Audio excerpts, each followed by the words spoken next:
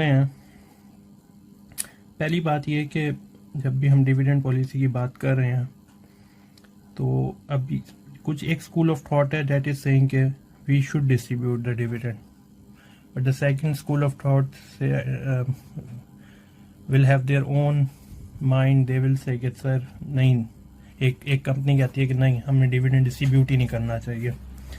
So dividend is valuable. For some investors, company may consider the phenomenon that dividend is valuable, हमें dividend देना है, but the second school of thought कि dividend is not or valuable, we should not distribute the dividend.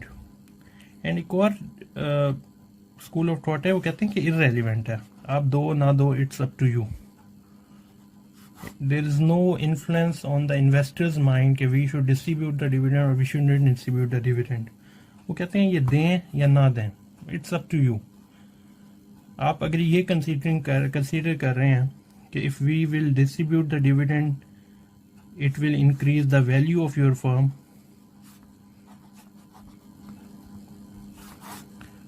that is not compulsory. और अगर आप नहीं दे रहे और कंसीडर कर रहे हैं कि नहीं देने से हम उसके पैसों को as a retain earning consider कर लेते हैं और later on in the future we will be able to use that fund for the future projects और उससे value of money firms create होगी, तो ये वाला कॉन्सेप्ट भी कहते हैं कि गलत है। अब यहाँ पे दो बातें हैं जो समझने वाली हैं। The very first is that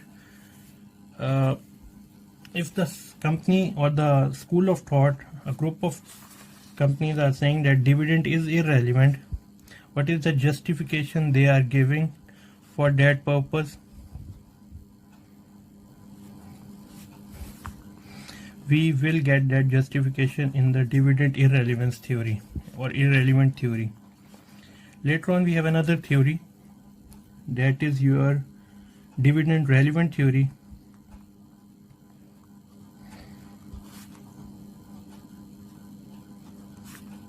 And another name which we can suggest for the dividend relevant theory is bird in hand theory.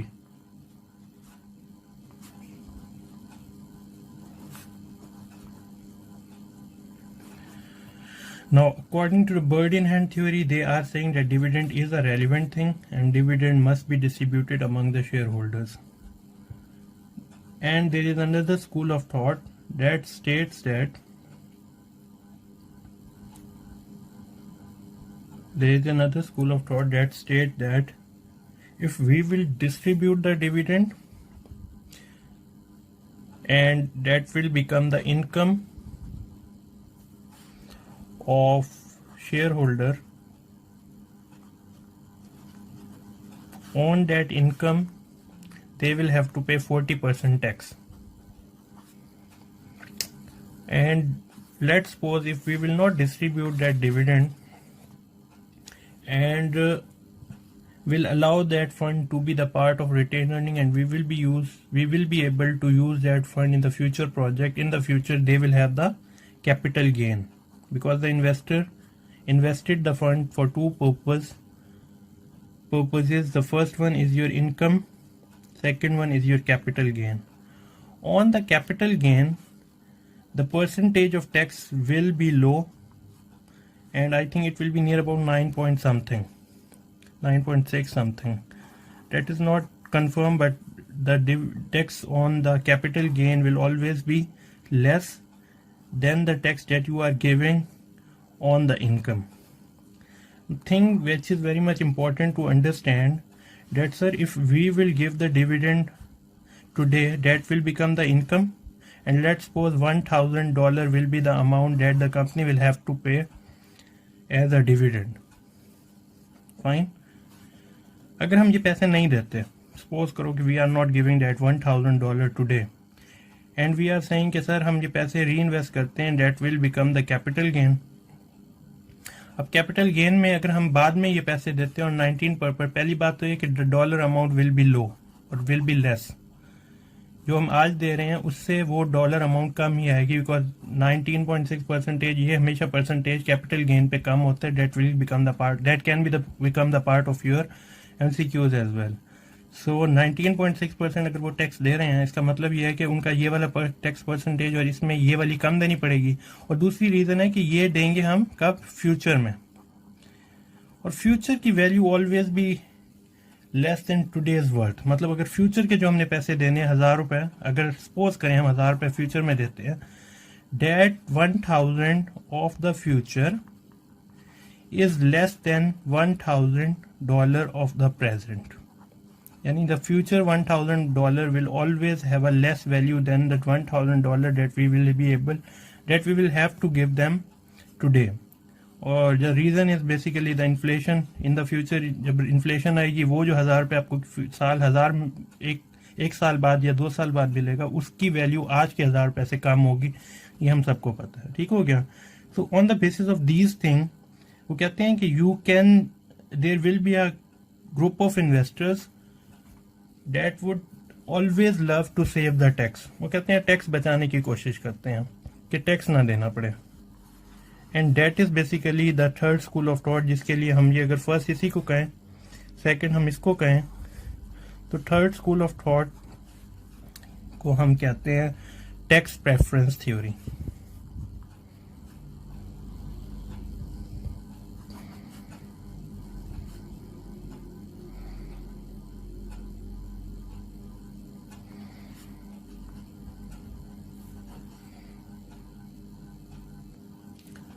So, on the basis of tax preference theory, we may say that there is a group of investors who always say कि sir हमें tax ना देना पड़े, और tax नहीं देंगे। वो दो सूरतों में ही पॉसिबल है कि they will not take the amount of dividend in the form of income and they will not enjoy the capital gain. It means if they have $100 and they have invested that amount and later on that amount is equivalent to $120 और $20 उनका capital gain है। हमने concept एक पढ़ा हुआ है realised का।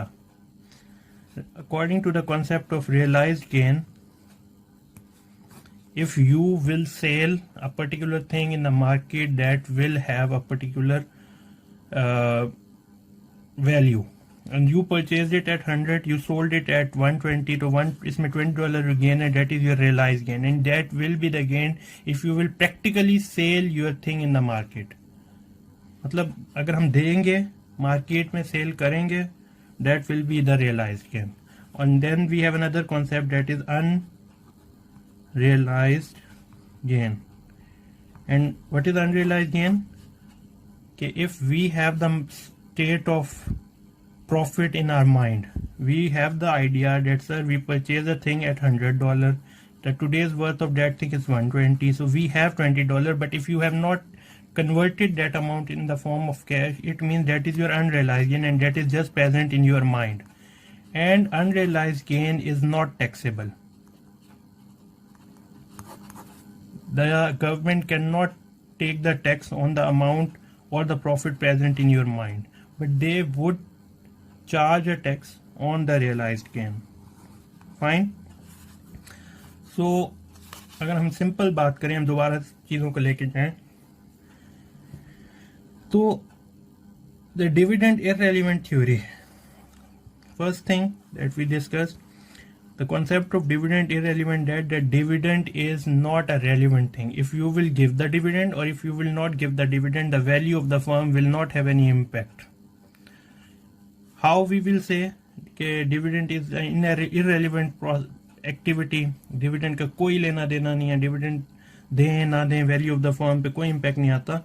उसके लिए वो एक रीजन देते हैं, वो कहते हैं कॉस्ट जो कंपनी को बियर करनी पड़ती है debt will remain the same.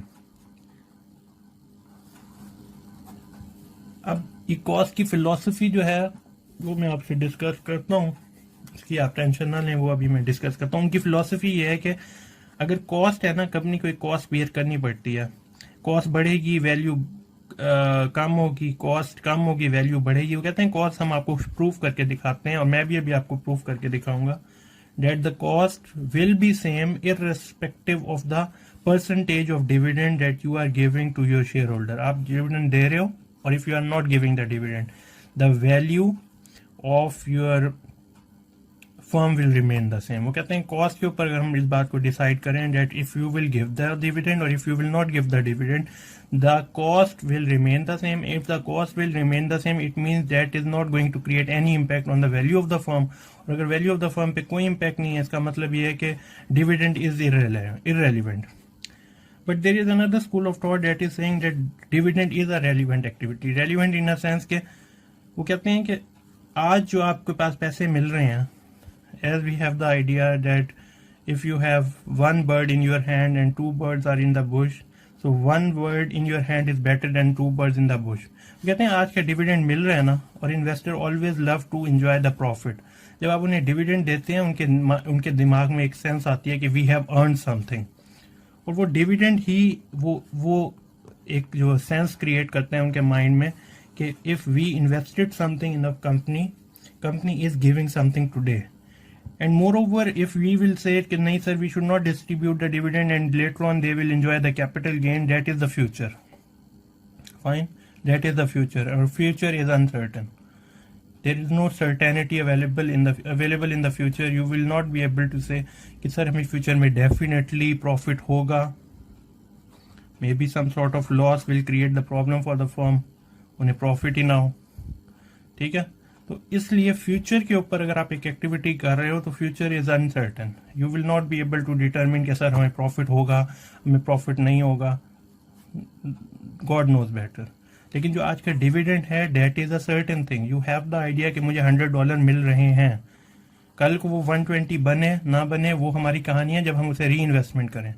लेकिन आज का dividend that is your bird in hand. आज अभी आप मिल रहा है, आपको अभी जो मिल रहा है that has a value. You have the idea about the value. You have that. You know that this $100 is the amount that the company is giving to you. आज ये पैसे मिल रहे हैं आपको. ठीक है. अब ये हमारी दो कहानियां हो गई. तीसरी कहानी में हमने क्या बात की कि sir if we will not distribute. तीसरी कहानी है कि if we will give them the dividend that will be in the form of income for the shareholder. उस पर उन्हें 40% टैक्स देना पड़ेगा और टैक्स से प्रेफरेंस आते हैं. कहते हैं नहीं सर टैक्स ना देना पड़े. चलो फिर क्या करें. उन्होंने कहा कि सर आप ऐसा करें, आप कोई और तरीका बताएं कि हमें 40% टैक्स ना देना पड़े. उन्होंने कहा फिर you have to wait for it. You will have to reinvest your dividend amount that will become the part of the retain earning of the company. That retain earning will be reinvested in the business and later on you will have the capital gain. If you will have the capital gain, तो capital gain के ऊपर आपके पास $100 आपने invest किए, 120 आपके पास आए. Capital gain will have the 19.6% tax. और जब हमारे पास 19.6% टैक्स आया तो अब हमने क्या किया कि हमें वो पैसे, अब यहाँ पे है कि कहानी एक और भी है. वो कहते हैं कि अगर आपकी टैक्स प्रेफरेंस है, tax preference always be considered as that an activity in which you will not be ready to give the tax. आप टैक्स देना ही नहीं चाहते. तो वो कहते हैं 19.6% टैक्स देना पड़ेगा. अगर आपने कहना है जी नहीं सर हमने ये भी नहीं देना, अब इसके लिए वो एक स्टूपिड आर्ग्यूमेंट देते हैं. वो कहते हैं कि अगर आप इनकम भी नहीं ले रहे और ना आप कैपिटल गेन पे भी इंजॉय नहीं करना चाह रहे because you will have to pay tax, so it means you should never withdraw your equity. अब यहां पे जब हम अभी थोड़ी बात आगे मैं आपको आगे डिस्कशन कराऊंगा, उसमें एक मजे की बात वो कहते हैं कि if you will die your family will have your equity. तो आपकी फैमिली आपकी इक्विटी को एंजॉय करेगी. ठीक है. और अगर फैमिली भी टैक्स प्रेफरेंस चाहती है that if they are not willing to pay any tax, in that case they should allow the company to use that amount.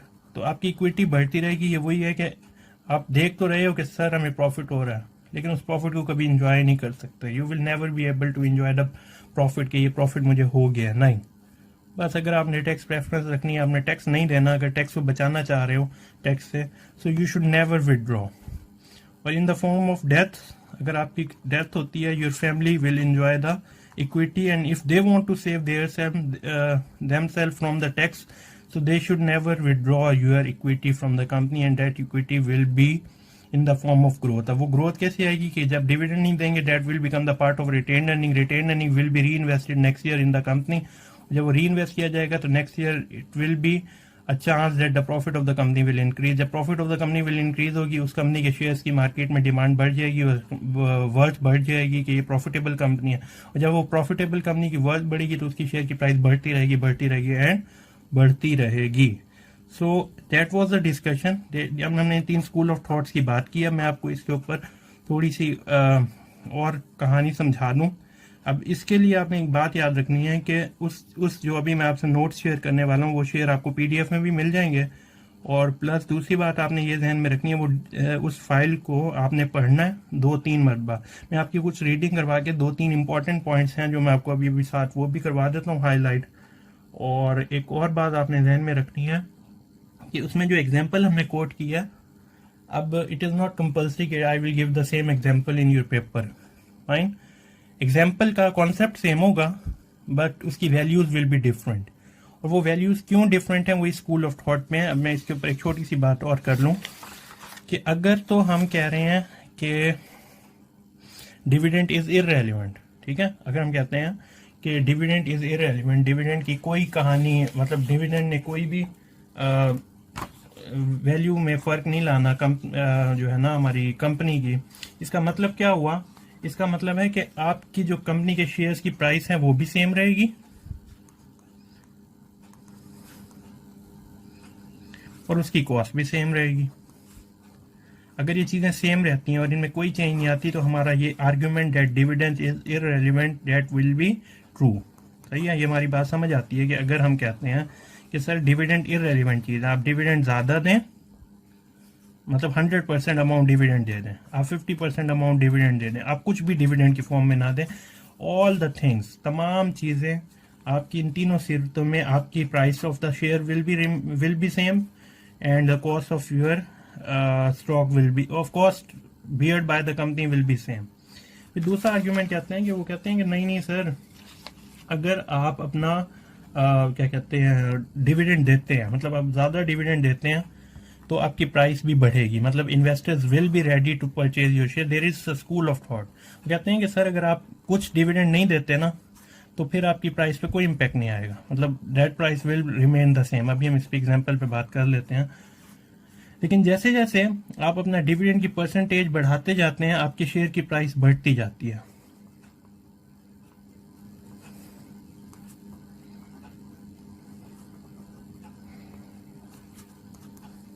हम और डिविडेंड देते हैं, more increase will be observe in your share price. हमने यही कहा bird in hand में, same कहानी है. हमने वही बात की कि बर्ड इन हैंड में वी हैड द आइडिया कि sir if we will give the dividend the value of the firm will increase, fine, the share price should increase, fine. तो कहते हैं कि जब आप अपने शेयर्स को इन्वेस्टर्स को डिविडेंड देंगे तो वो they will be motivated, they will be ready to invest in your company. तो आपकी वर्थ, आपकी डिमांड बढ़ेगी. जब आपकी डिमांड बढ़ेगी तो at the same time the value the price of the share will increase. तो उन्होंने कहा कि आपकी प्राइस की शेयर की प्राइस इंक्रीज तभी होगी जब अपनी परसेंटेज ऑफ डिविडेंड इंक्रीज करेंगे. ठीक हो गया. अब इसकी ऊपर हमने एक और कहानी पढ़ ली. हमने कहा कि नहीं सर ऐसा नहीं है. The third school of thought, उन्होंने कहा if you will not give the dividend to the share holders they will be more satisfied, क्योंकि उस पर उन्हें ये होगा कि वो amount will be use next year. अब उन्हें आप डिविडेंड देते हैं, और हमने जैसे टैक्स प्रेफरेंस में पढ़ा कि डिविडेंड देते हैं या अगर हम उन्हें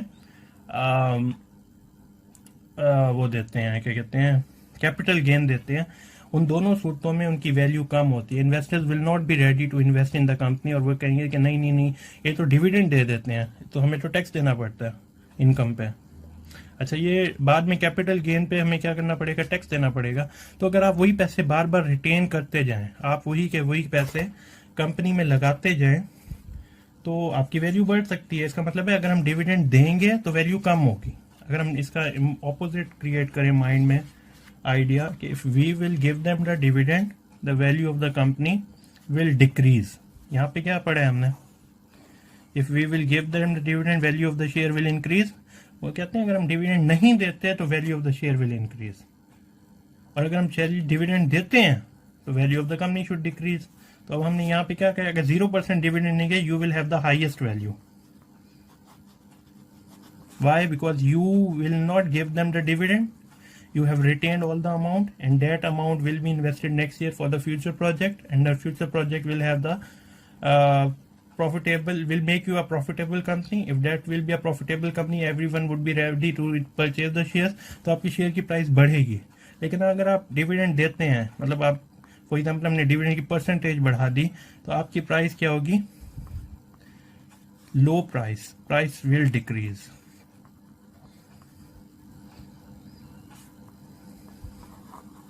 डिक्रीज इन प्राइस. अब आप और ज्यादा डिविडेंड, सारा पैसा डिविडेंड में देखें तो more decrease in your price will be observed. ठीक है.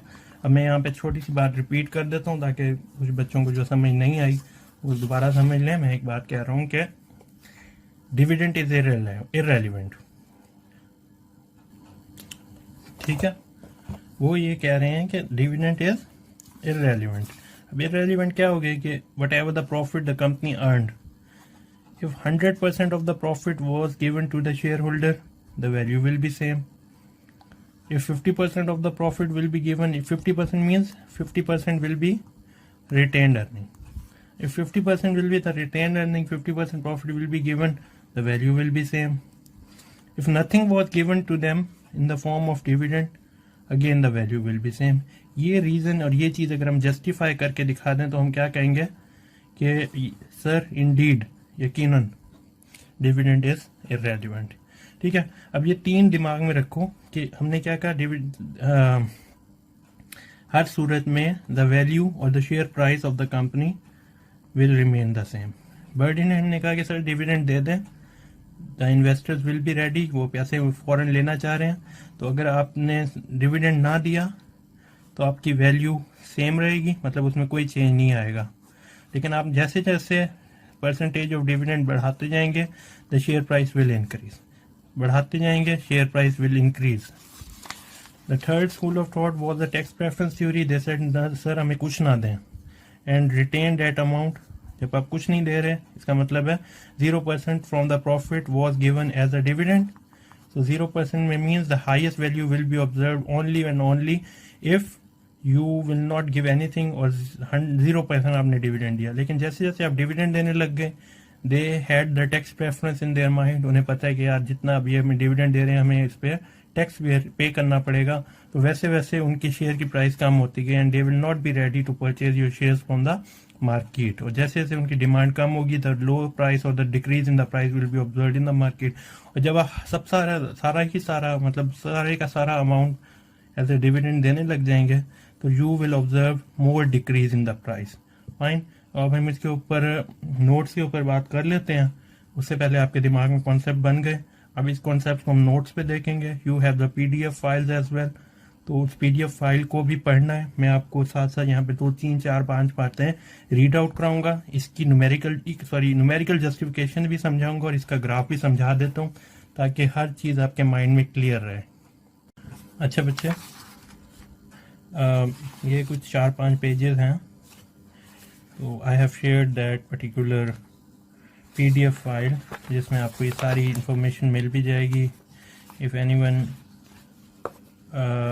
Have any problem regarding them, वो हम सेशन में ले लेंगे. ठीक है. व्हाट्सएप के ऊपर आप में आज तक क्वेश्चन के सर ये बात समझ नहीं आई, मैं आपको जो बात इंपॉर्टेंट है, आप परेशान ना हो, I will help you. All of you will get the information.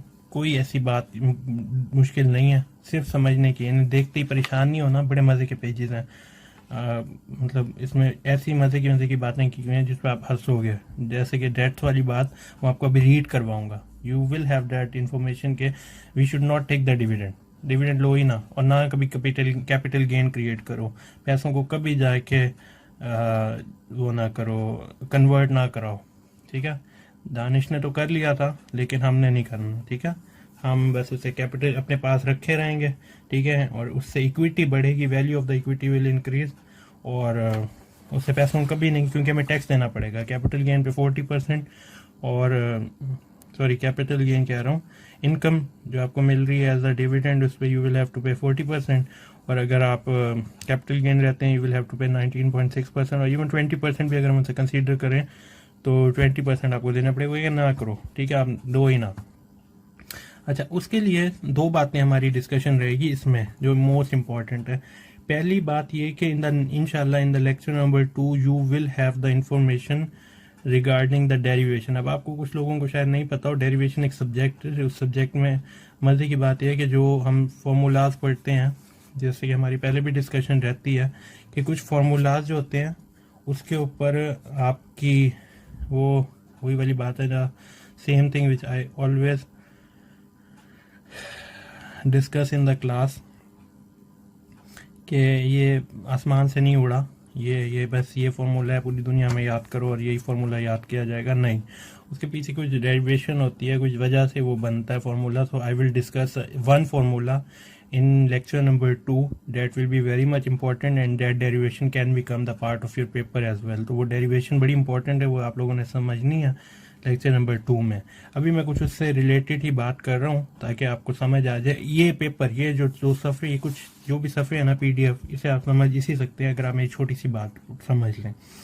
अच्छा बच्चे, बात कुछ यूँ है कि जो हमारी होते हैं ना equity, we all know that the equity will be of two type, preferred stock और कॉमन स्टॉक। यहाँ पे हम ज़्यादा जो सारी बात है वो that is related to common stock. Fine. अब कॉमन स्टॉक के लिए पहले एक मैं छोटी सी बात करूँ कि वी हैव द आइडिया, हम कहते हैं कि sir present value is equal to future value into 1 + i raise to the power -n। ठीक हो गया। अब इसी के ऊपर ज़्यादा मैं कुछ बात कर लूँ। Present value is equal to future value over 1 + i raise to the power n। ठीक हो गया। अब यहाँ पे हम दो चीज़ें ख़त्म कर देते हैं। पहली बात तो n ख़त्म कर देते हैं। Sir there is no maturity period for your common stock, we will issue the shares for indefinite time period. Fine. And there will be no one, क्योंकि जब आपको पता है कि सर कंपनी कभी भी आपको आपका प्रिंसिपल वापस नहीं करेगी, so there will be no involvement of one. ठीक है। अब हम कहते हैं कि अगर ये दोनों चीज़ें ख़त्म कर दिया जाए तो present value is equal to future value over i. ठीक है, ये बात इंपॉर्टेंट है, कॉस्ट की डिस्कशन है इन पेपर्स के अंदर, तो आपको इस पेपर को समझने के लिए छोटी सी बात ध्यान में रखनी होगी। और ये क्यों करनी होगी, ये फार्मूला जो आपको वहाँ पे लिखा हुआ अभी इन नोट्स में आएगा वो इसी रीज़न से बना है। ठीक है, आपको समझाने के लिए। ठीक हो गया। अब प्रेजेंट वैल्यू क्या है? प्रेजेंट वैल्यू में हम कहते हैं कि वैल्यू ऑफ योर शेयर और the price of the share. ठीक है, price of common stock. Fine. और यहाँ पे फ्यूचर वैल्यू क्या आएगी? फ्यूचर में हमें क्या मिलने वाला है उस कॉमन स्टॉक पे? Sir there will be a dividend. Fine. और हमारी सारी डिस्कशन है कि डिविडेंड दें या डिविडेंड ना दें। ठीक है, if there will be a dividend तो आप क्या कहते हैं, ग्रोथ के ऊपर इम्पैक्ट आएगा। ठीक है, आपने पैसे दे दिए, प्रॉफिट क्रिएट नहीं किया, प्रॉफिट जो भी क्रिएट किया उसमें से अमाउंट दे दी डिविडेंड के तौर पे और रिटेन अर्निंग कम हो गई। और तो हम यहाँ पे अपने लिए जो ग्रोथ के पर्सपेक्टिव को जहन में रखते हुए हम यहाँ पे कंसीडर करते हैं कि there will be a constant growth common stock. So constant, हम कॉमन स्टॉक के ऊपर हमने बात की हुई है पहले भी, अगर जहन में हो वैसे भी हमने दोबारा भी करनी है। कुछ टॉपिक्स हैं हमारे, जीरो ग्रोथ, कांस्टेंट ग्रोथ और variable growth. Although variable is some sort of constant, कि इसमें ये होता है कि there will be a growth but growth will not be constant. वो growth constant in the sense हो सकती है कि 2 सालों तक एक जैसी ग्रोथ हो, तीसरे साल ग्रोथ डिफरेंट हो जाए, तो ग्रोथ में चेंज आ सकता है, उसके लिए आप परेशान ना हो। लेकिन हमारी डिस्कशन इस वक्त कांस्टेंट ग्रोथ वाले कॉमन स्टॉक के ऊपर है। ठीक है, और उस कांस्टेंट ग्रोथ कॉमन स्टॉक के अंदर हम ये कहते हैं कि जो आई हमें मिलता है ना फ्यूचर के अंदर, ये एक बंदे के लिए तो आई क्या बन रहा है?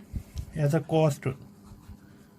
ये किसके लिए कॉस्ट बन रहा है? फॉर द कंपनी, कि whatever the percentage of inflation prevail in the market, उतनी इन्फ्लेशन के ऊपर से उन्हें अपनी क्या करनी पड़ेगी, वैल्यू पे कॉम्प्रोमाइज़ करना पड़ेगा। ठीक है, और एज अ इन्वेस्टर अगर हम यही चीज़ लेके चलें, इन्वेस्टर के लिए ये आई क्या है? एज एन इंटरेस्ट, और उनके लिए क्या था? ये प्रॉफिट है। अब हम कंपनी की बात कर रहे हैं, तो कंपनी के लिए यही जो इंटरेस्ट बियर करना पड़ा है वो वो कॉस्ट के तौर पे बियर करना पड़ रहा है। अब इंटरेस्ट की बात मैं यहाँ पे इसलिए नहीं कर रहा because interest will be part of your bonds, और हम यहाँ पे बात कर रहे हैं शेयर्स। ठीक हो गया, तो शेयर्स के लिए मैं इसे एज अ कॉस्ट कंसीडर करता हूँ। और कॉन्स्टेंट ग्रोथ के अंदर हम क्या करते हैं कि इस आई के अंदर एक इम्पैक्ट आता है ग्रोथ का, और कितना ग्रोथ का इम्पैक्ट आ रहा है उसको हम निकाल देंगे और सिर्फ इस आई के ऊपर बात रखेंगे कि इस आई मतलब इस क्या कहते हैं इसे, आई जो इंटरेस्ट इन्फ्लेशन है, इन्फ्लेशन में ग्रोथ के पर्सपेक्टिव से जो परसेंटेज इंक्रीज आई है वो नहीं लेनी, इसलिए हम ग्रोथ को यहाँ पे माइनस कर देते हैं। तो यहाँ पे हम सिंपल सी बात कह सकते हैं कि sir the preferred price of common stock is equal to D1 dividend that you will receive in the future. D1 का मतलब क्या है, अगले साल जो डिविडेंड मिलेगा, I माइनस G। ठीक हो गया। अब हम यही चीज, ये सेम टू सेम चीज, ये यहाँ पे डिवाइड हो रहा है, यहाँ पे आगे मल्टीप्लाई होगा, that will be equal to PCS into i minus g is equal to D1। ठीक हो गया। अब इसके बाद हम क्या करते हैं, ये P यहाँ पे मल्टीप्लाई हो रहे हैं, that will be divided on the other side, I minus g is equal to D over P। ठीक हो गया, माइनस जी है उधर जाके क्या हो गया, D over P plus G। अब ये वाला कॉन्सेप्ट या ये वाला फॉर्मूला ये यूज करने वाले हैं इस चैप्टर के अंदर। ठीक है, तो इस नोट्स के अंदर, इन नोट्स की बात कर रहा हूँ। ठीक है, तो इसके अंदर ये वाला उन्होंने कॉस्ट ऑफ कॉमन स्टॉक की बात किया और हमारी डिस्कशन इसी फॉर्मूले पे चलेगी। अब कॉस्ट के लिए उन्होंने क्या किया, you will have to divide the dividend by the price of the share, D over P, you have to divide the dividend over the price plus you will have to add the growth rate, that will create the cost। और ये cost क्यों important है, price की बात हमने कर लेनी है। प्राइस की बात मैं आपको बता दे रहा हूँ कि there will be taken prices, मतलब there will be assumed prices, sorry taken is not the right word to use here, assumed prices होंगी। ठीक हो गया, और मैं अज्यूम प्राइसेस कहाँ इस्तेमाल करूंगा वो डिस्कशन कर देता हूँ आपके साथ, और कॉस्ट के ऊपर बात होगी। तो कॉस्ट का फॉर्मूला है ये वाला, और ये आसमान से नहीं उतरा, ये पीछे इसके पीछे एक कहानी है। तो we have to consider that later on we will be able to understand the phenomenas. तो प्राइस और कॉस्ट के ऊपर बात करनी है। ठीक है, ये मैं हटा रहा हूँ यहाँ से। तो इसका मैं आपको इवन ये कि वो जो पेपर्स हैं, ये 3 पेपर्स, ये वाला पेपर, ये वाला पेपर और ये वाला पेपर, इन तीनों का मैं आपको PDF फाइल भी भेज दूंगा। तो जिसको नहीं समझ आ रही होगी वो PDF फाइल से भी देख सकता है। ठीक है, ये YouTube की वीडियो तो आपके पास वैसे ही रहेगी। अब हमारी डिस्कशन शुरू होती है 3 फिनोमिना के ऊपर। ठीक है, अब फिनोमिना 1 क्या है उसके ऊपर हम बात करते हैं, ये अभी मैं बात कर देता हूँ। अच्छा, इसके ऊपर अगर हम पहली बात करें तो उन्होंने डिविडेंड और वर्सेस कैपिटल गेन पढ़ा है। Dividend means that you will have to pay them the amount of the dividend that will become the income for them. Later on you will have the capital gains as well. Fine, तो capital gain उनके लिए आ जाएगा। वो कैसे आएगा capital gain, they will not take the amount of dividend, they will allow the company to take that amount as a retained earning. जब वो company retain earning के तौर पे अपने पास रखेंगे, later on the amount will be invested next year. जब next year होगा तो जब प्रॉफिट आएगा, प्रॉफिट से मार्केट में शेयर प्राइस बढ़ेगी, शेयर प्राइस से उनके पास क्या आ जाएगा, कैपिटल गेन, यानी 100 रुपए की चीज 120 रुपए की हो जाएगी कंपनी की फ्यूचर एक्टिविटी की वजह से। अच्छा, यहाँ पे उन्होंने वही तीनों फिलोसफीज हमारे साथ डिस्कस की हुई, ये फॉर्मूला उन्होंने डिस्कस किया हुआ। जो मैंने आपको बनाया वहाँ पे, यहाँ पे के की जगह आई लिखा हुआ था, तो इसमें कोई फर्क नहीं है। डेट यही यही फिलोसफी थी। अब यहाँ से के माइनस जी यहाँ पे डिवाइड हो रहे हैं, यहाँ पे आके मल्टीप्लाई पी यहाँ पे मल्टीप्लाई हो जाएगा, यहाँ पे आके डिवाइड हो जाएगा। ये के माइनस जी है, जब वो वहां जाएगा तो वो माइनस में जी होगा, जब इधर आएगा तो वो प्लस में हो जाएगा। I have solve that thing for you on a separate paper, तो आपने वो देख के लिया। ठीक है, अब यहाँ पे डिविडेंड इररेलेवेंस थ्योरी है। डिविडेंड इररेलेवेंस थ्योरी के ऊपर अब आपने सारी डिस्कशन को पढ़ना है। ये सेम वही कहानी है जो मैंने आपसे डिस्कस कर लिया। ठीक है, इसमें यही बात उन्होंने कहा कि डिविडेंड इररेलेवेंट है, आपकी कॉस्ट के ऊपर कोई इंपैक्ट नहीं आता। आप अगर दो या आप डिविडेंड ना दो, आपकी प्राइस भी सेम रहेगी और कॉस्ट भी सेम रहेगी। 2 things is very much important, dividend will not change your price, dividend will not change your cost. ठीक है, there will be no impact on these 2 thing. तो ये बात ध्यान में रखनी है कि डिविडेंड इज इररेलेवेंट। ठीक है, इसे कैसे हम प्रूव करते हैं वो अभी मैं आपके सामने प्रूव करके दिखा देता हूँ।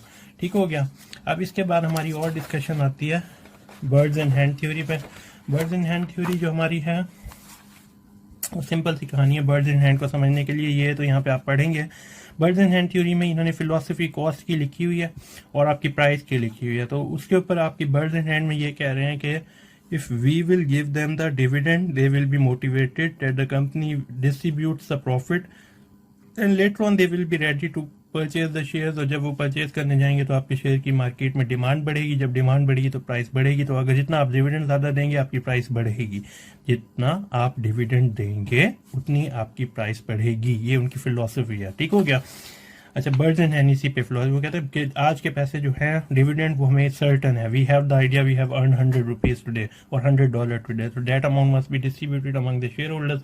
तो आप उन्हें डिविडेंड दे दें, दे विल बी हैप्पी, और इसी वजह से आपके फ्यूचर में भी वो परचेज करने आएंगे। लेकिन तीसरी फिलोसफी हमें क्या कहती है, tax preference theory. Tax preference theory में क्या है कि नहीं sir, if we will give them the dividend they will have a capital, sorry they will have to pay income tax 39.6। अभी मैंने आपसे डिस्कशन की थी, दैट वाज ऑफ 40%।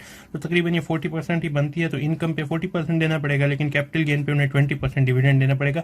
तो दोनों सूरतों में if they have the tax preference theory, they have the tax preference in a sense कि हमें सिर्फ टैक्स नहीं देना, so they will not be happy to take the amount from the company। कैसे कहेंगे, कंपनी को कहेंगे सर हमें ना आप इनकम दें ना हमें आप कैपिटल गेन दें, हम इक्विटी को बढ़ना चाहते हैं, मतलब हर तो को बढ़ती रहे, ठीक हो गया।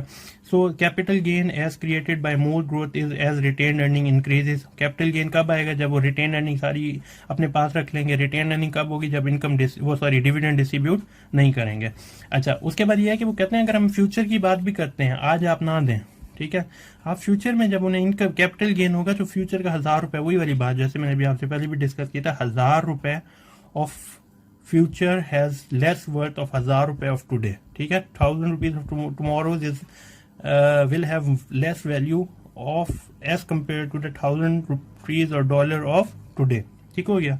तो फ्यूचर की बात वो कहते हैं instead of paying the money today it is better to retain that amount of tax, so future tax value as less effective impact for investor. उनके फ्यूचर में देने हैं ना, आज तो नहीं देने पड़ेंगे ना, ठीक है। फ्यूचर का $1000 दे देंगे क्योंकि फ्यूचर में उस $1000 की वैल्यू क्या हो जाएगी, कम हो चुकी होगी। So it's better not to take the dividend, not to enjoy the value of the dividend and we will be able to enjoy the tax on the capital gain, ठीक हो गया। अच्छा, उसके बाद वही हमारी फिलोसफी जैसे है कि सर 100 की चीज 120 की हो गई है मार्केट में, but we are not converting that amount of dollar, और हम उस शेयर को मार्केट में जाके सेल ही नहीं करते, तो वो उस पर तो टैक्स अप्लाई ही नहीं होगा। गवर्नमेंट विल नॉट से कि सर आपने $100 की चीज ली थी, वो 120 की हो गई तो आपको $20 फायदा हो गया तो आप उस पर टैक्स दें। दे विल नॉट से एनीथिंग। कहते हैं कि क्योंकि हमें जब तक हम उसे रियलाइज्ड गेन में या रियलाइज्ड प्रॉफिट में कन्वर्ट नहीं करते, we will not be considered as a liable person to pay the tax. तो ठीक है, हम उसे कन्वर्ट ही नहीं करेंगे। अब यहाँ पे जो वही वाली बात जो मैंने आपसे की है कि मतलब आप क्या कहना चाहिए आपको कि अगर कोई बंदा मर भी जाता है ना तो वो कहे कि ठीक है मुझे टैक्स नहीं देना पड़ेगा। अब यहाँ पे due to time value effects a dollar taxes paid in the future, ये वाली बात जैसे भी मैंने यहाँ पे भी कही है, paid in the future has a lower effective cost than dollar paid today. Future का देना पड़ेगा। आज अगर डिविडेंड ले लेते हो तो उसके ऊपर आपको फॉरेन टैक्स देना पड़ेगा, लेकिन अगर अभी वैसे आप फ्यूचर में लेते हो तो आपको जो टैक्स होता है उसकी वैल्यू कम नजर आएगी, ठीक है। If a stock is held by someone, अगर वो पैसा अपने पास स्टॉक अपने पास रखता है अंटिल ही और शी डाइज, अगर वो मर भी जाता है, नो कैपिटल गेन टैक्स, उसके ऊपर कैपिटल गेन का टैक्स नहीं लगेगा। वही वाली बात, ये वही वाली बात है जो मैंने आपसे डिस्कस की है डेथ वाली, कि अगर वो मर भी जाएगा तो उस पर कैपिटल गेन टैक्स ही नहीं लगेगा। Is due at all the beneficiaries means the family holders और sorry family of that person who receive the stock can use the stock value on the death day as their cost basis and thus completely escape the capital gain tax. उस बंदे को अपनी जिंदगी में capital gain का tax भी नहीं देना पड़ा। पहले तो दिया ही ना, जब उसने इनकम लेने से इनकार कर दिया, उन्होंने कहा सर डिविडेंड हमें टैक्स प्रेफरेंस है, इनकम नहीं लेना चाह रहे, हमें 40% टैक्स देना पड़ेगा। तो 40% पे उन्होंने कहा कि सर नहीं, आप कैपिटल गेन, और कैपिटल गेन पे भी वो बच सकता है अगर वो मर जाए और इक्विटी उस कंपनी के पास ही रहने दें। तो अब ये 3 फिलोसफीज हैं, ठीक है। इन 3 फिलोसफीज के ऊपर हमने अब सारी डिस्कशन करनी है। यहाँ पे हमारी जो डिस्कशन है वो इन तीनों का कंपैरिजन है। अब उस कंपैरिजन में हमने क्या करना है उसके ऊपर मैं अभी आपको एक बात समझा देता हूँ। छोटी सी बात यह है कि हमने 3 अज्यूम्ड वैल्यूज लेनी है, ठीक है, for your tax preference, for your birds in hand और फॉर योर डिविडेंड इररेलेवेंस। और फिर हमने ये बात प्रूव करके दिखानी है कि तीनों फिलोसफीज ठीक है। हम उसका ग्राफ भी बना देंगे और फिर आपको ये सारी बात समझ आ जाएगी। ठीक हो गया। तो अब हम इसकी कहानी शुरू करते हैं तीनों की मतलब कंपैरिजन की। अच्छा, अब हमारी ना कुछ डिस्कशन है। अब छोटी सी बात, 3-4 बातें आपने ध्यान में रखनी है। तो हर इस क्लास में जो भी है ना, मतलब निकम्मे से निकम्मा बच्चा भी वो एक छोटी सी बात उसे समझ आएगी। मैं कहता हूँ अगर एक शेयर की प्राइस है 30 रुपये, ठीक है, the dollar price of a single share is $30, और कंपनी कह रही है कि हम आपको इस पर रिटर्न देंगे, रिटर्न ऑन इक्विटी, मतलब जितना हम आपको रिटर्न देंगे ना वो इसका 15% होगा। ठीक है, तो हम कहते हैं कि सर फिर हमें डिविडेंड कितना मिलेगा। तो डिविडेंड कंपनी ने रिटर्न आपको कितना देना है, 15%। तो $30 का $30 का, ये डॉलर है, ठीक है, $30 का 15% हम ले लें, ठीक है, तो 15% ले लें आप, it will be near about $4.50। ठीक है, डिविडेंड कितना देंगे, 4.50। आपको ये सारा का सारा अमाउंट 4.50 डिविडेंड मिल जाएगा अगर कंपनी 100% डिविडेंड दे रही है। ठीक हो गया, अगर कंपनी 100% डिविडेंड दे रही है इसका मतलब है $4.50 आपको डिविडेंड मिलेगा। अगर कंपनी कुछ भी नहीं दे रही तो क्या मिलेगा आपको, zero. The company isn't giving anything as a dividend so you will get nothing, आपको कुछ भी नहीं मिलेगा। तो कितने डॉलर मिलेंगे, $0, बिकॉज कंपनी ने डिविडेंड दिया ही नहीं है। उसके बाद हम कहते हैं कि अगर कंपनी 50% डिविडेंड दे रहे हैं तो इसका 50% ले लो, वो आपको डिविडेंड मिलेगा, that will be equal to 2.25। ठीक है, अब ये जो भी बच्चा है, अगर जो भी निकम्मा भी है, मतलब जिसे कुछ समझ नहीं भी आ रहा, वो एक छोटी सी बात रखे, $30 का एक शेयर परचेज किया, उस पर कम रिटर्न मुझे 15% मिलना है, तो मुझे डिविडेंड कितना मिलेगा, 4.50। कंपनी 100% मिलेगा तो 4.50 मुझे मिल जाएगा। कंपनी ने कुछ भी नहीं दिया, डिविडेंड 0% डिविडेंड दिया तो $0 मिलेगा। कंपनी 50% देगी तो 2.50 मिलेगा। ये बात समझ आती है। अच्छा, एक छोटी सी बात और ध्यान में रखनी है जो कि हमारे लिए वेरी बड़ी इंपॉर्टेंट है कि अगर कंपनी ने 100% दिया तो डिविडेंड दिया, ठीक है, तो अगर हमारे उसके ऊपर यानी रिटेन अर्निंग के वक्त कितनी है, 0%। अगर रिटेन अर्निंग 0 है इसका मतलब है कंपनी ने कुछ भी फ्यूचर के लिए नहीं रखा, तो फ्यूचर में ग्रोथ कितनी होगी, 0% होगी सर, क्योंकि कंपनी डिडंट रिटेन्ड एनीथिंग। ठीक हो गया। फिर हम इस पे आ जाते हैं, कंपनी ने सारा का सारा amount as a retain earning 100% रखी है, इस मीन डिविडेंड परसेंटेज वो 0, 100% रिटेन है, तो ग्रोथ रेट कितनी परसेंट बढ़ जाएगी। हम यहाँ पे कहते हैं कि अगर सर ये 15% है रिटर्न हमें मिल रहा है और सारा पैसा हमने क्या कहते हैं एज अ रिटेन अर्निंग करी है, तो ग्रोथ भी 15% ही बढ़ जानी चाहिए क्योंकि हमने कुछ भी नहीं लिया। ठीक है, ये बात समझने वाली है कि if we are not taking anything so 100% was the amount in your retain, so we should have the growth the same return on equity, 15% growth बढ़नी चाहिए। अच्छा, अब हमारे कहते हैं नहीं sir 50% was the amount that the company given as a dividend, और retain earning कितनी आ गई 50%, तो ग्रोथ कितनी आएगी, क्योंकि आधा हमने डिविडेंड दिया आधा हमने रिटेन किया, तो ग्रोथ में कितने परसेंट इंक्रीज आएगा, 7.5%। अब ये छोटी सी बात जरा इस ये अगर किसी बात इस मतलब ये छोटी सी बात अगर आपको पॉइंट समझ नहीं आया तो वीडियो को ज़रा सा पीछे करके दोबारा से बात सारी समझ लो, आपको समझ आ जाएगी कि अगर 100% एज अ डिविडेंड दिया, ठीक है, तो रिटेन कुछ नहीं किया, कुछ ग्रोथ नहीं होगी, कुछ कुछ भी डिविडेंड नहीं है, 100% रिटेन किया तो 15% ग्रोथ होगी। 50% अगर उन्होंने ग्रोथ किया, ये क्या कहते हैं इसे, 50% एज ए डिविडेंड दिया, 50% रिटेन में रखा, तो 7.5% हमारे पास क्या होगी, ग्रोथ आएगी। ठीक हो गया, ग्रोथ आधी बढ़ेगी। ठीक हो गया। अब इस चीज़ को ना हम अपने पास लिख लेते हैं। ठीक है, अगर मैं कहता हूँ pay out mean the amount that you are giving as a dividend. ठीक है, पे आउट हम कहते हैं कि सर 0% किया, कुछ भी नहीं दिया। डिविडेंड पे आउट का मतलब है डिविडेंड कुछ नहीं दिया, तो डिविडेंड जब कुछ नहीं दिया तो 0%। 50% कर लेते हैं कि सर आधा डिविडेंड दिया आधा रिटेन किया, और यहाँ पे तीसरा हम क्या चीज ले लेते हैं, 100%। ठीक हो गया। अब हम दूसरी बात क्या करते हैं कि अगर हम पे आउट 0% है, कुछ नहीं दिया लोगों को, तो रिटेन कितना किया? 100%। 50p है पे आउट, तो 50% रिटेन किया। 100 सारा दे दिया तो 0% रिटेन अर्निंग में आ गई। ठीक है, ये बात भी समझ आ गई। ठीक हो गया। अब यहाँ पे हम डिविडेंड पर शेयर, कितना डिविडेंड पर शेयर आएगा जब हमने कुछ रिटेन नहीं, सॉरी, सब कुछ रिटेन कर दिया, तो डिविडेंड कितना देंगे? ये हमने जीरो यहाँ पे रखा हुआ है। ठीक है, ये $0, कुछ भी आपने सब कुछ आपने रिटेन कर लिया, कुछ डिविडेंड नहीं दिया, तो डिविडेंड पर शेयर कितना आ रहा है? 0। जब आपने आधा दिया और आधा आपने किया, तो आपके पास डिविडेंड पर शेयर कितना आया? 2.25। आपने सारा पे आउट कर दिया और 0 रिटेन किया, तो आपने क्या कहते हैं, डिविडेंड पर शेयर कितना है? 4.50।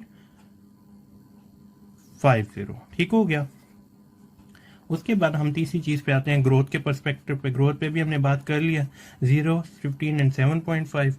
तो अगर हमने सारा ही रिटेन किया तो ग्रोथ कितनी आ जाएगी? 15% ही आ जाएगी। आधा किया तो आधा ही ग्रोथ में इंक्रीज होगा, और कुछ भी रिटेन नहीं किया तो फ्यूचर में कोई ग्रोथ नहीं आएगी, 0% ग्रोथ आएगी। ठीक हो गया। अब यहाँ पे हमारी पहली कहानी आती है इररेलेवेंस की। इररेलेवेंस में हमने क्या चीज़ सपोज की थी कि sir price will not change. दोबारा मैं बता रहा हूँ कि जो हमारा इररेलेवेंस है उसमें हमने क्या चीज़ सपोज की थी कि प्राइस विल नॉट चेंज। तो प्राइस विल नॉट चेंज का अगर कॉन्सेप्ट ध्यान में रखना है तो हम यहाँ पे सपोज कर लेते हैं कि $30 ही प्राइस है। अगर हम कुछ यहाँ पे देखा ना, 0 दिया, 50 दिया, 0, 100, जो भी चेंज करते रहे, there will be no impact on the price. अगर कोई इम्पैक्ट नहीं है तो इसका मतलब है प्राइस सेम रहेगी। तो इररेलेवेंस इसी बात पे प्रूव होगी कि जब कोई सब कुछ करने के बावजूद आपकी प्राइस क्या है? सेम आ गई। ठीक हो गया। अब वही फॉर्मूला जरा दोबारा लिख लेता हूँ कॉस्ट का, ताकि आप लोगों को समझ आ जाए, D/P + J। ठीक है, अब इस कॉस्ट को निकालना है मैंने। ठीक है, कॉस्ट निकालने के लिए D/P, तो यहाँ पे D/P कर लेता हूँ मैं, डिविडेंड डिवाइडेड बाय प्राइस। ये मेरा डिविडेंड है 0, डिवाइडेड बाय प्राइस कितनी है? $30। 0 डिवाइडेड बाय $30, तो आंसर कितना आया? 0। 2.25 डिवाइडेड बाय $30 करो। ठीक है, दैट वुड बी 7.5। ठीक हो गया। अब और क्या कहते हैं इसे, ये डिविडेंड कितना है? 4.50। प्राइस कितनी है? $30। जब आप इसको इस पे डिवाइड करोगे, 4.50 को $30 पे, तो आपका आंसर आएगा 15। ठीक है, अब इसमें D/P में जमा क्या करना है? G को, 0 + 15%। तो कॉस्ट कितनी आ गई? यहाँ पे मैं कॉस्ट के लिए K का वर्ड यूज कर लेता हूँ, या R का वर्ड, जैसे भी आपका दिल करे। ठीक है, अब R वर्ड किया, 15% + 0 कितना आया? 15%। 7.5, 7.5% कितना आया? 15%। 0 और 15% कितना आया? 15%। तो तीनों में हमारी कॉस्ट वाकई वही जो उन्होंने कहा था ना कि सर एक तो प्राइस पे कोई इम्पैक्ट नहीं आएगा, हमने वो प्राइस को सेम रखा, कॉस्ट पे भी वाकई कोई इम्पैक्ट नहीं आया, तो उनकी इररेलेवेंस वाली बात प्रूव होती है। ठीक हो गया। अब हमने दूसरी कहानी किस चीज़ की पढ़नी है? बर्ड्स इन हैंड की। अब बर्ड्स इन हैंड में हमने क्या बात पढ़ी थी कि सर अगर तो आप उन्हें ज़्यादा डिविडेंड देंगे तो investors will be ready to purchase your share. तो प्राइस क्या होगी? जब आप कुछ नहीं दे रहे तो प्राइस हम यहाँ पे $30 सपोज कर लेते हैं, लेकिन जब आपने उन्हें परसेंटेज बढ़ाया तो प्राइस बढ़ जाएगी लोग, क्योंकि वो खुश हो जाएंगे कि यार ये हमें कंपनी दे रही है डिविडेंड। आप सब कुछ उन्हें एज अ पे आउट 100% देने लगेंगे, प्राइस और बढ़ जाएगी। ठीक हो गया। अच्छा, इसके बाद हम वही वाला फिलोसफी D/P करते हैं और कॉस्ट के ऊपर चेक करते हैं कि कॉस्ट पे इसका क्या इम्पैक्ट आता है। ठीक हो गया। अब D/D हमारे क्या है? 0। प्राइस कितनी है? 30। 0 डिवाइड बाई 30 कितना बन गया? 0। 2.25 डिवाइडेड बाई 35। 2.25 को 35 पे डिवाइड करो, आपका जो आंसर आएगा डेट वुड बी 6.43%। और फिर यहाँ पे 4.50 डिविडेंड डिवाइडेड बाय प्राइस कितनी है? 40। तो इसको जब आप 40 पे डिवाइड करोगे that will be equivalent to, percentage निकालनी है आपने 11 नहीं, 1 मिनट, डिविडेंड कितना है? 0, और प्राइस कितनी है? 30। हाँ ठीक है ना, सही कर रहे हैं। 0 divided by 30 will be 0। 2.25 divided by 35 will be equivalent to 6.43। ठीक हो गया। उसके बाद 4.50 ये डी है, डिवाइडेड बाय प्राइस कितनी है? 40। इसे करो 11.25। अब यहाँ पे फिर कॉस्ट निकालते हैं। कॉस्ट के लिए हमारा फॉर्मूला क्या है? K या सॉरी ये वाला सेम फार्मूला आ गया, डी ओवर पी 0 प्लस जी, जी कितना है 15, जी 15 एंड 0 कितना आ गया 15%। उसके बाद डी ओवर पी कितना है 6.43 और ग्रोथ कितना है 7.5। जब आप इन दोनों को इसको और इसको प्लस करोगे that will be equal to 13.93। और यहाँ पे फिर तीसरे में देखो डी ओवर पी ये है 11.25% परसेंटेज है डिविडेंड और डी ओवर पी पे आउट रेशियो है, ठीक है। परसेंटेज इज 11.25 और प्लस करा 0 तो that will be equal to 11.25%। ठीक हो गया, हमारी ये इररेलेवेंस हो गया, ये बर्ड्स इन हैंड। अब यहाँ पे कुछ खिचड़ी सी बन रही है इसलिए मैं यहाँ नीचे बाकी डिस्कशन कर देता हूँ। ठीक हो गया, अब यहाँ पे आ गया टैक्स प्रेफरेंस। टैक्स प्रेफरेंस में पहली बात प्राइस के ऊपर अब मैं यहाँ पे बात कर लूँ तो पहली तो है ना कि सर आप 100% करते हैं तो प्राइस क्या होती है आपकी सेम रहती है, लेकिन जैसे जैसे आप उन्हें कुछ भी नहीं देते, आप उन्हें 0% दे रहे हैं तो प्राइस सेम रहेगी। जब जैसे जैसे आप उन्हें ज़्यादा पे आउट करने लग जाएंगे, ज़्यादा अमाउंट डिविडेंड के तौर पर करने लग जाएंगे, उस पर उन्हें क्या पे करना पड़ेगा, दे विल हैव टू पे टैक्सेस। तो जब वो टैक्सेस देने लग जाएंगे दे will not be ready, they will B dissatisfied, वो कहेंगे नहीं नहीं यार ये तो हमें डिविडेंड दे रहे हैं, हमें तो इस पे टैक्स देना पड़ता है। तो जैसे जैसे आप अपना पे आउट बढ़ाते जाएंगे, जैसे जैसे आप अपना पे आउट बढ़ाते जाएंगे, the value of your share in the market will decrease. ठीक है, और जब आप सारी अमाउंट ही एज ए डिविडेंड देने लगेंगे तो उससे तो सबसे ज़्यादा टैक्स देना पड़ेगा, तो अब उस पर वैल्यू और डिक्रीज हो जाती है। तो हमने यहाँ पे 3 अज्यूम प्राइस ले ली कि जैसे जैसे हम पे आउट बढ़ाते जा रहे हैं प्राइसेस कम होती जा रही है, क्योंकि investors are not happy to get the amount as a dividend because they will have to pay the income tax on that, they will have to pay the income tax 40%। वो dissatisfied होंगे, उसकी वजह से आपके shares को purchase करना छोड़ देंगे। जैसे शेयर्स परचेज करना छोड़ देंगे value of the share will decrease in the market. Fine, तो अब यहाँ पे हम डी ओवर पी कर लेते हैं। ठीक है, डिविडेंड हमारा कितना आ गया 0 डिवाइडेड बाय प्राइस 30, तो यहाँ पे हमारे पास वैल्यू कितनी आ जाएगी 0। ठीक है, उसके बाद डिविडेंड कितना आ रहा है हमारे पास 2.25 डिवाइडेड बाय 25। जब आप इसको इस पे डिवाइड करेंगे तो आपके पास जो आंसर आएगा that will be equal to 9%। उसके बाद फिर डिविडेंड कितना है 4.50 और प्राइस कितनी है 20। 4.50 को डिवाइड किया 20 के ऊपर तो आपके पास जो आंसर आएगा डेट विल बी 22.5%। ठीक हो गया, अब आप क्या करते हो कि आप इन 3 चीज़ों को डिविडेंड डिवाइडेड बाय प्राइस के बाद आप क्या निकाल लेते हो, वही वाली बात कॉस्ट निकालेंगे। तो यहाँ पे हम के ले लेते हैं। ठीक है, 0% प्लस ग्रोथ 15%, दोनों को प्लस किया 15%, 15 एंड ग्रोथ कितनी है 7.9, 16.5% आ गया। और यहाँ पे ग्रोथ 0, ये 22.5, that will be equal to 22.5। ठीक है, अब ये हमारे पास कुछ कहानी बन गई। ये प्राइस हमने अज्यूम की, कॉस्ट के ऊपर उसके इम्पैक्ट आया। अब इसे हम क्या करते हैं एज अ ग्राफिकल फॉर्म देखते हैं और फिर चीज़ों को जो है वाइंड अप कर देते हैं। हम यहाँ पे ग्राफ बनाते हैं एक छोटा सा, ठीक है, और इस ग्राफ में हम शेयर प्राइस के ऊपर बात करते हैं। कितनी दो अगर प्राइसेस को देखें तो इसमें प्राइस सेम है। ठीक है, इसमें प्राइस क्या हो रही है 30, 14 में हाईएस्ट प्राइस 20 गई है, 40 गई है सॉरी, इसमें लोएस्ट प्राइस 20 गई है। तो हम यहाँ पे अज्यूम करते हैं ये हाईएस्ट प्राइस 40, ये 30, ये 20, यहाँ पे लिख लेते हैं 30, यहाँ पे ले लेते हैं 40, यहाँ पे ले लेते हैं 20। तो अगर ये 30, 30, 30 कैसे रही है, किस में रही है 30, 30, 30, ये यहाँ पे एक सिंपल लाइन ले लेते हैं कि कुछ करो या कुछ ना करो डिविडेंड इज इररेलेवेंट। इररेलेवेंट में क्या है, प्राइस में कोई चेंज नहीं आएगा। फिर दूसरी बात क्या आती है कि जैसे जैसे आप अपनी पे आउट बढ़ाते जाते हो आपकी प्राइस बढ़ती जाती है, value of the share will increase in the market. तो हम ये वाली लाइन बनाते हैं कि $40, ये $40 और यहाँ पे $40, यहाँ पे मैं एक लाइन बना के इसका नाम दे देता हूँ बर्ड इन हैंड थ्योरी का। उसके बाद ये वाली लाइन मैं क्यों ड्रॉ करता हूँ कि जैसे जैसे यहाँ पे आप परसेंटेज ऑफ द डिविडेंड आप इंक्रीज करते जाओगे तो आपकी वैल्यू क्या होती जाएगी, कम होती जाएगी, ये टैक्स प्रेफरेंस में।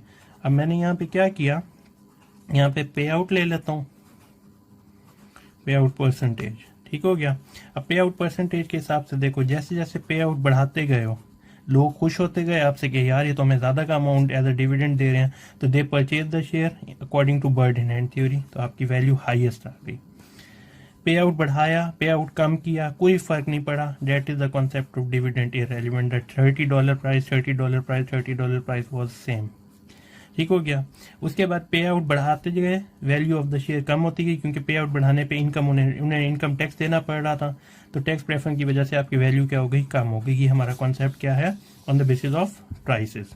इसके बाद हम बात करते हैं as a on the basis of cost. तो अब यहाँ पे हम दोबारा देख लेते हैं कि हाईएस्ट कॉस्ट कितनी आई है। हाईएस्ट कॉस्ट आई है, सॉरी ये कॉस्ट ये वाला, ये के हमारी कॉस्ट है, ये आर भी लिख सकते हैं इसे, खैर 15 15 15, यानी कॉस्ट के लिए अगर हम यहाँ पे लाइन ड्रॉ करें, यहाँ पे हम कॉस्ट ले लेते हैं और यहाँ पे पे आउट ले लेते हैं। पे आउट बढ़ाएं, पे आउट बढ़ाएं या पे आउट कम करें, दोनों सूत्रों में there will be no impact. That is the concept of irrelevant theory. उन्होंने कहा कि आपकी कॉस्ट जो है वो 15% ही रहेगी। ठीक है, 15%, 15%, 15%, ये आपका कॉन्सेप्ट आ गया। ठीक हो गया। इसके बाद हम आते हैं यहाँ पे, कॉस्ट बढ़ाया, यहाँ पे हमने हाईएस्ट कॉस्ट जो ऑब्जर्व किया डेट इज ये तो 22.5। ठीक है, अब ये 22.5 यहाँ पे हम एक और बढ़ा के कॉस्ट ले लेते हैं। ये किसका कॉन्सेप्ट है, उन्होंने कहा ये है आपका टैक्स प्रेफरेंस थ्योरी का, कि जैसे जैसे आप अपनी पे आउट बढ़ाते जाएंगे, ठीक है, ये आपने पे आउट यहाँ पे देखे ना, ये बढ़ा दिया, तो जब पे आउट बढ़ाया तो उसका यहाँ पे देखें इम्पैक्ट क्या क्रिएट हुआ, कि आपकी कॉस्ट बढ़ गई। जैसे जैसे यहाँ पे आउट बढ़ाया 0, 50 एंड 100, आपकी कॉस्ट क्या हो गई, बढ़ गई। तो यहाँ पे आपका क्या आ गया, हाईएस्ट कॉस्ट आ गई पे आउट के बढ़ाने से।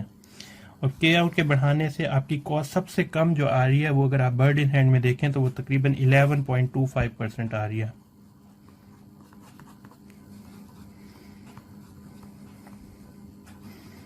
ठीक हो गया। तो अगर आप ये देखें तो हाई सबसे लोएस्ट कॉस्ट जो आप